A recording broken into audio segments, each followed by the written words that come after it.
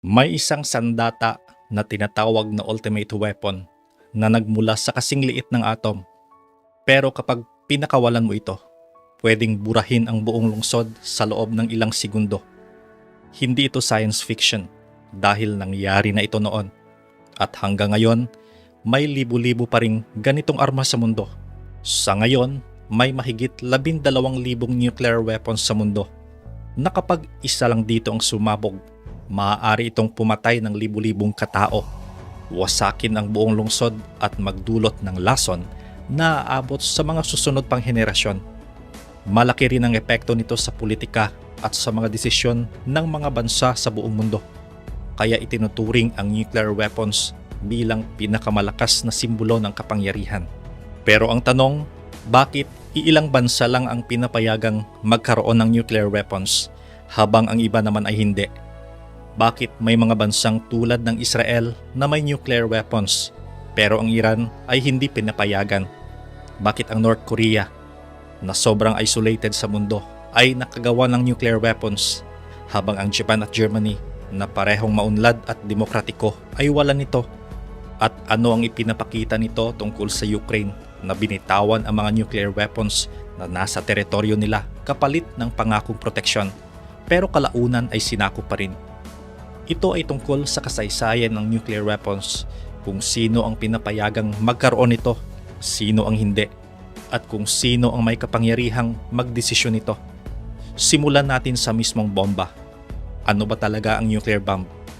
Ang nuclear bomb ay hindi tulad ng mga ordinaryong explosive dahil ang pinagmumulan ng lakas nito ay ang nucleus ng atom. Ang pinakasimpleng uri nito ay tinatawag na fission bomb. Sa ganitong bomba, gumagamit ng special na material na kayang mag-trigger ng chain reaction. Kapag naabot nito ang tamang kondisyon, nagsisimula ang sunod-sunod na paghahati ng napakaraming atoms sa napakaikling panahon. Sa prosesong ito, napakalaking enerhiya ang napapalabas mula sa napakaliit na dami ng material. Ang uri na kayang gamitin sa armas. May dalawang pangunahing fuel para sa ganitong bomba. Una ang uranium. Kinukuha ito mula sa mina at pinoproseso hanggang tumaas ang porsyento ng uranium-235, ang uri na kayang gamitin sa armas. Kapag umabot ito sa humigit kumulang 90% enrichment, maaari na itong gamitin bilang weapons-grade material. Kaya kapag nakikita natin sa balita ang uranium enrichment, ito ang tinutukoy na proseso. Ikalawa, ang plutonium. Hindi ito direktang mina. Nabubuo ito sa nuclear reactor kapag ang uranium fuel ay ginagamit. Pagkatapos, kinukuha at pinaghihiwalay ang plutonium-239 mula sa nagamit na nuclear fuel. Para gumanang fission bomb, kailangan ng tatlong bagay: ang nuclear fuel, tamang triggering mechanism, at napakabilis at eksaktong pagsasama ng material upang magkaroon ng chain reaction bago pa maghiwa-hiwalay ang bomb assembly. Na kapag mali ang timing, pwedeng mag-fizzle ang pagsabog. Sasabog pero hindi fully efficient. Mahalaga ito dahil ipinapakita nito na ang paggawa ng nuclear weapon ay hindi simpleng scientific experiment. Isa itong malakihang proyekto ng isang buong estado. Kailangan dito ng nuclear reactors, enrichment facilities, advanced engineering, precision manufacturing, malaking pondo at matinding secrecy. Halimbawa sa Manhattan Project, humigit kumulang 130,000 katao ang kasali at umabot sa $1 billion ang gastos noong panahong iyon. Karamihan ng gastos ay napunta sa paggawa ng fissile material na pinakamahirap na bahagi ng proseso. At may mas advanced pa rito, ang hydrogen bomb o thermonuclear weapon. Sa uri ng sandatang ito, ang maliit na fission bomb ay nagsisilbing trigger para magpalabas ng mas malakas na fusion reaction. Kaya mas malaki ang enerhiya nito kumpara sa ordinaryong fission weapon. Pagkatapos gamitin ng US ang nuclear weapons sa Hiroshima at Nagasaki, nagkaroon muna ng isang kakaibang ideya na ilagay ang kontrol ng atomic energy sa ilalim ng isang internasyonal na organisasyon. Pero hindi ito nagtagumpay. Hindi pumayag ang US na isuko ang kanilang kalamangan kung walang garantiya na susunod din ang ibang bansa. Sa kabilang banda, Hindi rin pumayag ang Soviet Union sa mahigpit na inspeksyon dahil para sa kanila, ito ay pabor sa kapangyarihan ng US. Kaya sa halip na magtulungan para sa disarmament, ang mundo ay pumasok sa isang arms race na isang paligsahan sa paggawa ng mas maraming nuclear weapons. Pagkatapos dumating ang Cuban Missile Crisis noong 1962. Ito ang pinakamaliit na nangyari kung saan muntik nang magka-direct nuclear war ang US at Soviet Union. Sobrang nakakatakot ito at nagdulot ng matinding tensyon sa buong mundo.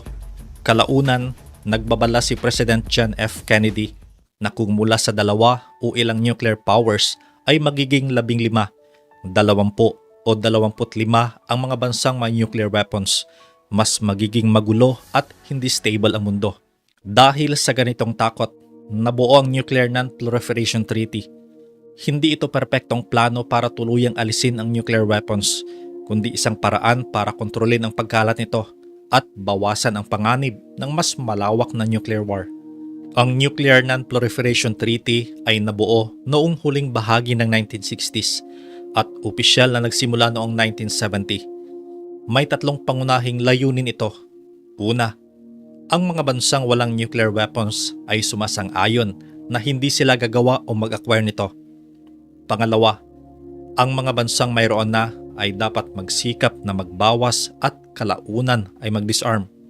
At pangatlo, lahat ng bansa ay may access sa nuclear technology para sa mapayapang gamit pero may mahigpit na inspeksyon. Pero may mahalagang kondisyon. Tanging mga bansang nakapagsagawa ng nuclear test bago ang 1967 lang ang kinikilalang nuclear weapon states. Kaya nabuo ang tinatawag na legal na nuclear club. Ang United States, Soviet Union na ngayon ay Russia, United Kingdom, France at China. Ang lahat ng ibang bansa ay pinigilang magkaroon nito. Pero mayroong pangunahing kontradiksyon ng sistema. Ang nuclear technology para sa civilian o pangkapayapaang gamit ay ipinakalat sa buong mundo bilang enerhiya. Sa isang panahon, may mga sobrang positibong pahayag pa sa US na ito raw ay maaaring maging halos libre na kuryente. Isang ideya na hindi naman talaga naging garantiya o realidad. Pero ang parehong teknolohiyang ito ay pwedeng gamitin para gumawa ng nuclear weapons grade material. Ito ang tinatawag na dual-use problem. Iisang teknolohiya, pwedeng pang-enerhiya at pwede ring pang-armas. Halimbawa, ang mga unang nuclear reactor tulad ng Calder Hall sa UK noong 1950s ay ipinakita bilang civilian power source, pero sa proseso, nakakagawa rin ito ng plutonium na pwedeng gamitin sa armas. Kaya mula pa sa simula, hindi na talaga ganap na hiwalay ang civilian nuclear programs at military capability. At hanggang ngayon, nananatili pa rin ang tensyong ito. Ngayon, sino ang pinayagang magkaroon ng nuclear weapons? 5 bansa lamang ang opisyal na kinikilala. Ang US, Russia, UK, France at China. Bawat isa ay may sariling dahilan. Ang US ay naghangad ng military advantage at kalaunan isang global dominance. Ang Soviet Union ay naghabol ng pantay na kapangyarihan para sa survival sa Cold War. Ang UK ay gustong manatiling major power kahit humihina ng imperyo. Ang France naman ay naghangad ng strategic independence mula sa kontrol ng US. Ang China ay nagdevelop ng deterrence dahil sa pakiramdam ng pagiging vulnerable sa panlabas na pressure. Sa bawat kaso, iisa lang ang lohika. Ang nuclear weapons ang itinuturing na pinakamataas na insurance para sa survival sa pandaigdigang politika. Kapag may isang bansa na nagkaroon ng nuclear weapons, madalas may ibang bansa na napipilitang sumunod. Isa ito sa pinaka-consistent na pattern sa kasaysayan ng nuclear weapons. Halimbawa, ang Soviet Union ay gumawa ng sariling bomba bilang tugon sa US at napabilis pang kanilang programa dahil sa espionage at intel gathering. Dito nagsimulang nuclear arms race na naging sentro ng Cold War balance of power. Ang nuclear program ng UK ay naapektuhan din ng geopolitical breaks sa Estados Unidos. Matapos ang digmaan, lalo na nang magkaroon ng batas ang US na naglimita sa nuclear sharing, Naramdaman ng Britain na naisantabi sila sa teknolohiyang bahagi rin sila sa pag-unlad. Kaya nagdesisyon silang bumuo ng sariling nuclear program na nauwi sa kanilang unang nuclear test noong 1952. Ang France naman ay ibang dahilan, strategic autonomy. Matapos ang Suez Crisis noong 1956, napagtanto ng France na hindi sila pwedeng umasa ng buo sa proteksyon ng US. Dahil dito, binuo nila ang Force de Frappe, isang independent nuclear deterrent para matiyak na hindi sila magiging independent o nasa ilalim ng kontrol ng ibang kapangyarihan. Ang China's nuclear program ay nabuo dahil sa pakiramdam ng kahinaan at banta mula sa ibang bansa. Sa panahon ng Korean War, nakita ng China ang lakas ng nuclear superiority ng US.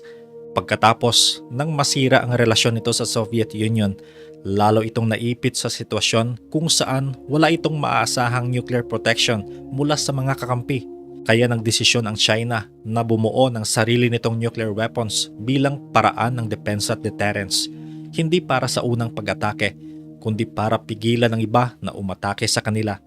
Sa kasalukuyan, ang kanilang nuclear arsenal ay nakatuon sa kakayahang makaganti kahit matamaan sila muna o yung tinatawag na second strike capability.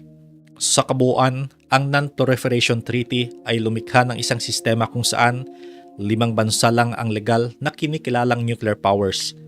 Ang ibang bansa ay pinagbabawalang magkaroon nito at ang pagpapatupad ng batas ay hindi pantay at madalas nakadepende sa politika.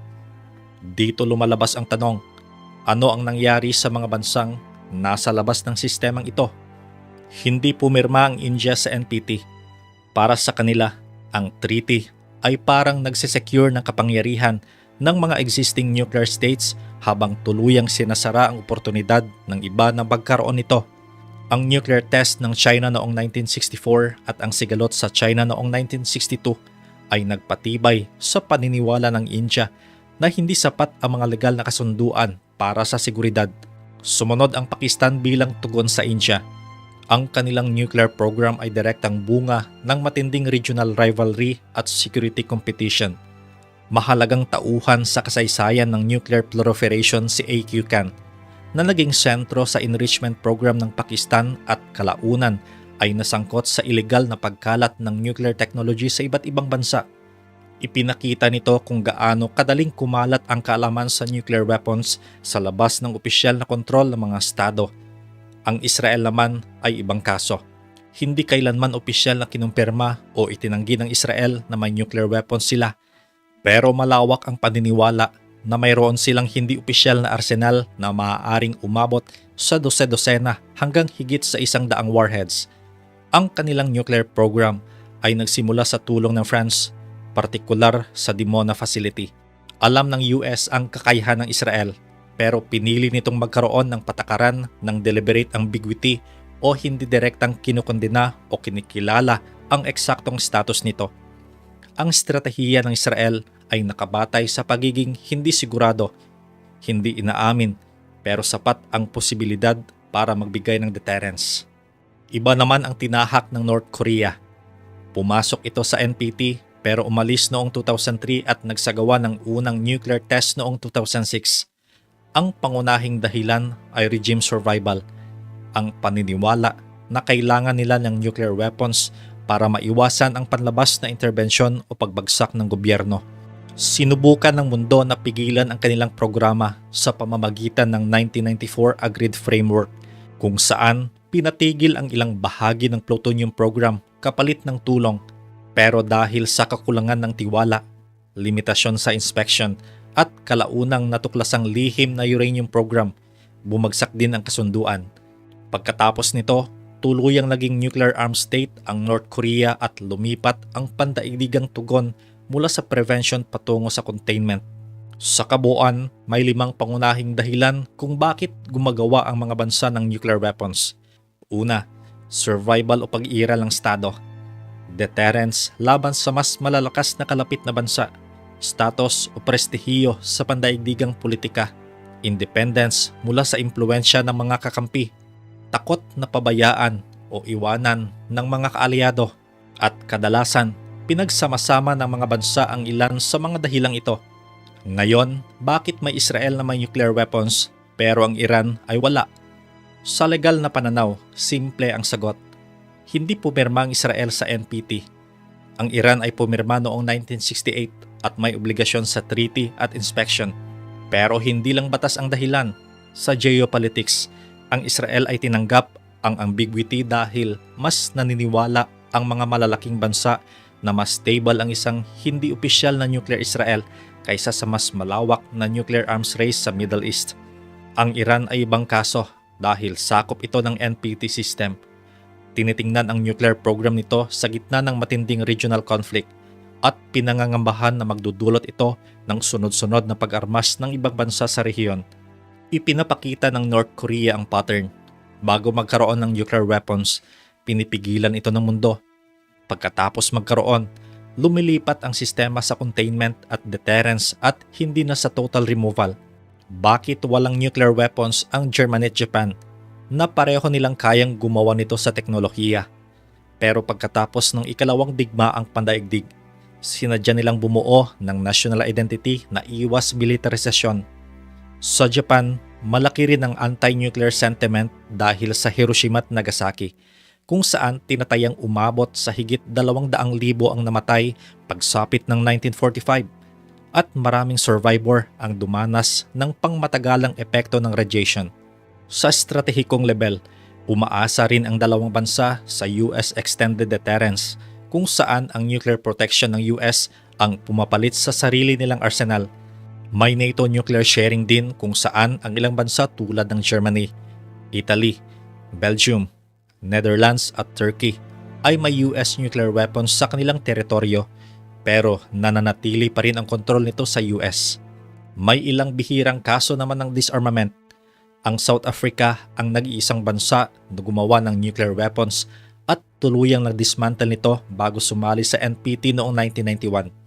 Ang desisyon ay dahil sa pagbabago ng political system at pananaw na mas magiging liability kaysa asset ang nuclear weapons.